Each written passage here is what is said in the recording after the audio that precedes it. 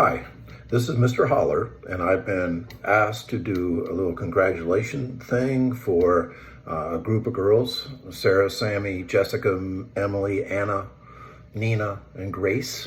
I have to admit I don't remember all of you, but that's good and bad because most of the time I just remember the names of troublemakers, so I only remember really well about 4 of you. Now, I've never been able to give a commencement speech before, even though I always kind of wanted to. I consider myself a public speaker and all that kind of stuff. So I'm going to make this my only commencement speech I've ever given. It's called 10 Bits of Advice for Graduating Seniors. Bit of advice number 1, be loyal and be rebellious. Very conflicting terms. I'll never forget my son Quinn, when he graduated from high school, had the tattoo on the inside of his arm that said loyalty. And to him, that really made sense, and loyalty is a wonderful thing. However, loyalty to people or to things that may not be doing good things, if you're just blindly loyal, that's a real problem. So I wish he got another tattoo, and maybe he will someday, on his other arm that says rebellious. Number 2, visit people who are good at what they do. I've kind of made a name for myself as a sprint coach, not only nationally, but internationally now. And the number of people that come to visit me to just observe what I do and how I teach and how I coach it's a cool thing. And even though I do clinics and webinars and I do a lot of writing, I don't think any of those things add up to the value of an in-person visit. So find people that do things really well and visit them. Number 3, ask lots of questions. We always say that as a teacher to students, ask a lot of questions. There's no such thing as a dumb question, all that kind of stuff. But I think that you really need to ask smart people questions, and don't let them just answer you. You need to also question those answers. There's too many people that spout off things that are kind of half-baked, and because they're smart, they think they have the answers. And really, if you press them, it's not really answers at all, but that's really how we learn. Number 4, this is one of my favorite ones, and maybe you guys remember this. On the first 2 days of class, I'd always have students say something that would shock the class.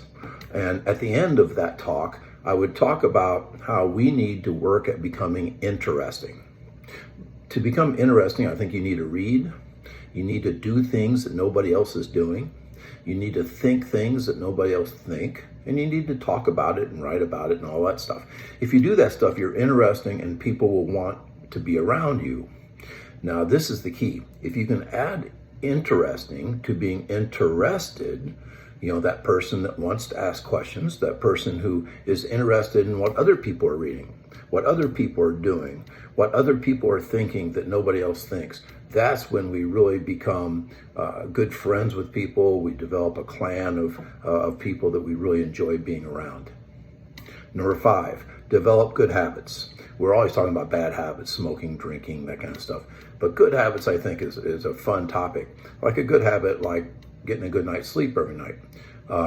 Warren Buffett said the chains of habits are too light to be felt until they are too heavy to be broken.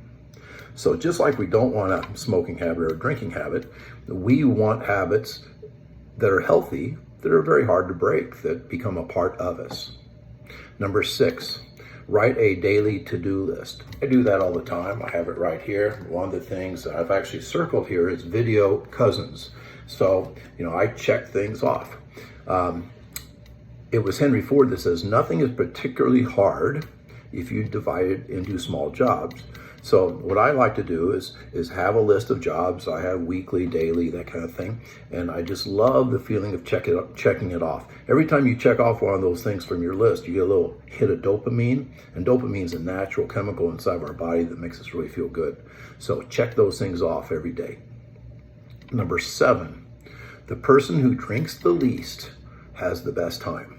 I know this is a little bit, edgy and all that kind of stuff because none of you drink and none of you will drink in college probably because you're too young and you have goals and all that kind of stuff. But I tell my kids that all the time. You will eventually be in a situation where you may drink And the person that drinks the least, and I'm kind of a 45-year vet of drinking and being around people that, being in the room where it happens and all that kind of stuff. So I think it's important to realize that you don't have to drink the most to have the best time. And then something my mother always told me, nothing good happens after midnight. And I just hated it when she told me that, but I know it's true. Number 8, don't base decisions on feelings. A lot of people like to talk about leading with your heart, go with your heart and all that kind of stuff. There's no worse advice in the world. Every time I've led with my feelings, I've done dumb things or regrettable things. I believe there's 2 brains. There's the feeling brain and the logical brain. And the more you use the logical thinking brain, the better off you're going to be.